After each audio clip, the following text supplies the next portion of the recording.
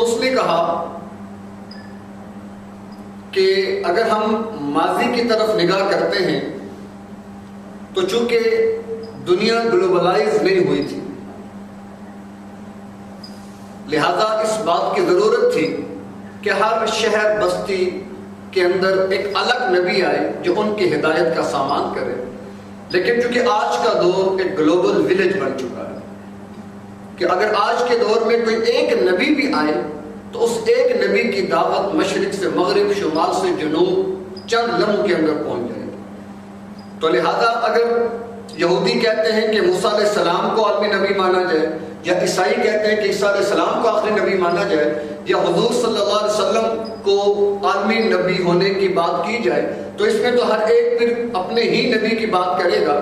تو لہذا اس وقت ضرورت ایک ایسے نبی کی ہوگی کہ جو یہ کہہ چکا ہو کہ میں ساری انسانیت کا نبی ہوں۔ لہذا اگر تو موسیٰ علیہ السلام نے کوئی ایسی بات بیان فرمائی ہے تو یہودی عالم سے پوچھا کہ ہاں اگر آپ کے ذہن میں آپ کی کتابوں میں کوئی بات لکھی ہے ایسی کہ جہاں پر لکھا ہو کہ موسیٰ علیہ السلام نے فرمایا ہو کہ میں ساری انسانیت کا نبی ہوں، تو وہ کہنے لگا کہ نہیں، بلکہ وہاں تو ہم نے یہ پڑھا ہے کہ موسیٰ علیہ السلام صرف بنی اسرائیل کے نبی بن کر آئے۔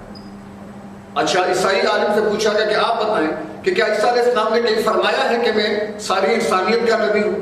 تو اس نے بھی انکار کر دیا کہ نہیں، بلکہ بنی اسرائیل ہی کے نبی بن کر حضرت عیسیٰ علیہ السلام بھی آئے تھے۔ تو اس وقت پھر مسلمان سے پوچھا گیا جی آپ بتائیں، تو اس مسلمان نے کہا کہ جی ہاں میرے نبی اور میرے پیغمبر نے یہ بات بیان فرما دی تھی، فرمایا وما ارسلناک الا کافۃ للناس بشیرا ونذیرا، کہ میں ساری انسانیت کے لیے نبی بنا کر بھیجا گیا۔ اسی طرح قرآن میں آتا ہے وما ارسلناک الا رحمۃ للعالمین، کہ جیسے اللہ فرماتے ہیں الحمدللہ رب العالمین، تو گویا کہ جیسے اللہ تمام جہانوں کا رب ہے تو مصطفیٰ تمام جہانوں کے لیے رحمت بن کر آئے۔ تو گویا کہ کائنات میں جہاں جہاں اللہ تبارک و تعالیٰ کی ربوبیت ہے وہیں وہیں امام الانبیاء صلی اللہ علیہ وسلم کی مصطفیٰ بھی موجود ہے۔ تو اس نقطے کی بنیاد پر صدر نے کہا کہ یہ بات ہمارے سامنے آ چکی ہے اور ہمیں سمجھ میں آ گئی کہ اگر آج کے دور میں کسی نبی کو عالمی نبی مانا جا سکتا ہے یا مانا جائے تو وہ محمد صلی اللہ علیہ وسلم ہے۔ تو اس نقطے کی بنیاد پر امام الانبیاء صلی اللہ علیہ وسلم کا گویا کہ انتخاب ہو گیا۔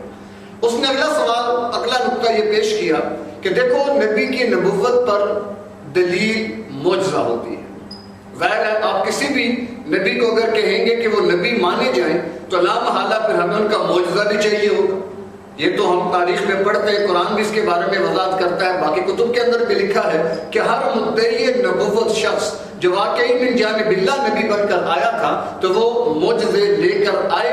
قوم نے جب معجزوں کا مطالبہ کیا تو معجزے دیے گئے۔ لہذا اگر آج کے دور میں کسی کو عالمی نبی مانا جائے اور یہ سوال اٹھایا جائے کہ اس کا کوئی معجزہ جو آج بھی موجود ہے دکھایا جائے تاکہ اس کی بنیاد پر ہم اس کی بات کو مان سکیں، تو پوچھا کہ یہودی عالم سے کہ بتائیے آج کے دور میں موسیٰ علیہ السلام کا کون سا معجزہ موجود ہے؟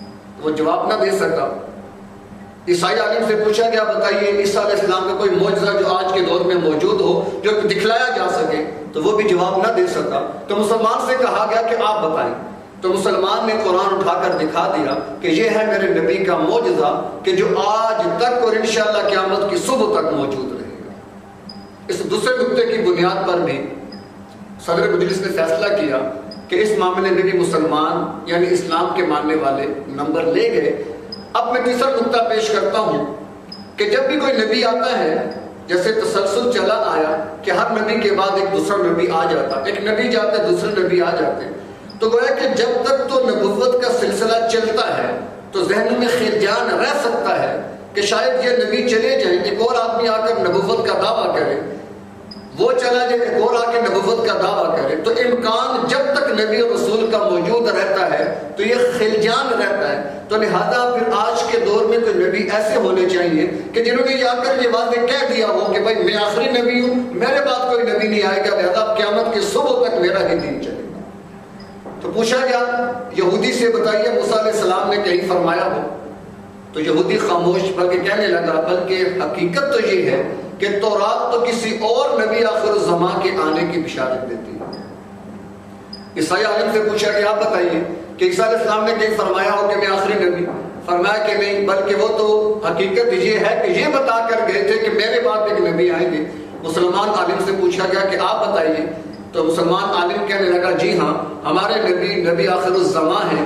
اگر بات قرآن کی کرتے ہیں تو ما کان محمد ابا احد من رجالکم ولکن رسول اللہ وخاتم النبیین۔ اسی طرح خود آپ کا ارشاد بھی موجود ہے، انا خاتم النبیین لا نبی بعدی، لہذا ہمارے نبی وہ آخری نبی ہے، اور یہ بات وہ فرما چکے ہیں۔ لہذا اگر آج کسی کو عالمی نبی مانا جائے یا کسی مذہب کو سچا قرار دیا جا سکتا ہے اس بنیاد پر کہ قیامت تک کا وہی راہ ہدایت راہ عمل ہے، تو لہذا وہ مذہب اسلام ہی ہو سکتا ہے۔ اس نے کہا میرا آخری نقطہ کہ دیکھو، نبی کے آمد کا مقصد یہ کہ نبی کی تعلیمات پہ عمل کیا جا سکے، نبی کی بات کو فالو کیا جائے، تو لہذا اس کے لیے ضروری ہے کہ اس نبی کی تعلیمات موجود ہوں۔ لہذا ہمیں چاہیے کہ ہم اس نبی کو عالمی نبی تصور کر لیں اور اس مذہب کو مذہب حق مان لیں کہ جس کے اندر اس کے نبی کی تعلیمات بھی زندہ ہوں اور موجود ہوں۔ پوچھا گیا یہودی عالم سے کہ بتائیے موسیٰ علیہ السلام کی تعلیمات، مثال کے طور پر آپ نماز میں رکوع سجدے میں کیا پڑھا کرتے تھے؟ تو یہودی خاموش، کوئی جواب نہ دے سکا۔ عیسائی عالم سے پوچھا کہ آپ بتائیے عیسیٰ علیہ السلام رکوع اور قیام میں کیا پڑھا کرتے تھے؟ تو وہ بھی خاموش، کوئی جواب نہ دے سکے۔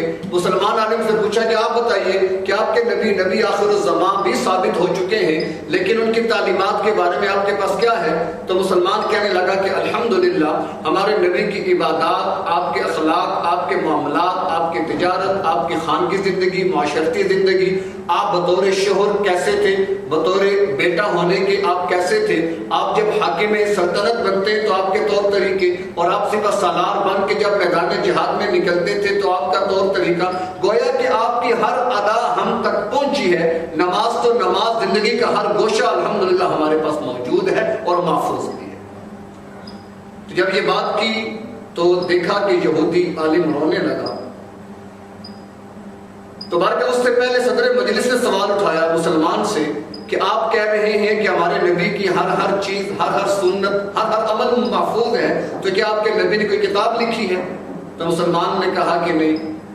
یا کسی صحابی نے لکھی ہے؟ کہا کہ نہیں۔ تو کہا کہ پھر تمہارے نبی کی ساری تعلیمات کس نے محفوظ کی ہیں؟ تو اس نے جواب دیا کہ الحمدللہ اللہ نے ہمیں امام اعظم ابو حنیفہ کی صورت میں ایک عالم دین، ایک فقیہ امت، ایک امام برحق اور امام وقت دیا کہ جس نے قرآن و سنت کی روشنی میں، اللہ کے نبی صلی اللہ علیہ وسلم کی سیرت کی روشنی میں اور ان کے احکامات اور احادیث کی بنیاد پر ایک دین کامل، اکمل، مکمل لکھ کر محفوظ کر کے ہم تک پہنچا دیا، جس کی وجہ سے الحمدللہ آج بھی ہمارا دین کتابی صورت میں مکمل بھی ہے، موجود بھی ہے، محفوظ بھی ہے۔ یہودی عالم سے پوچھا گیا تو کیوں روتا ہے؟ وہ کہنے لگا کاش کوئی ابو حنیفہ ہمارے اندر بھی پیدا ہو جاتا، آج ہمیں رسوائی کا سامنا نہ ہوتا۔ تو صدر مجلس کہنے لگا کہ ابو حنیفہ اسی مذہب کا مقدر تھا کہ جس مذہب نے قیامت تک رہنا تھا، لہذا اللہ نے وہ ہیرا اسی مذہب کو دے دیا۔ تو بلکہ خلاصہ آخری بات یہی ہے کہ اللہ تبارک و تعالیٰ نے مذہب اسلام کو مذہب برحق قرار دیا،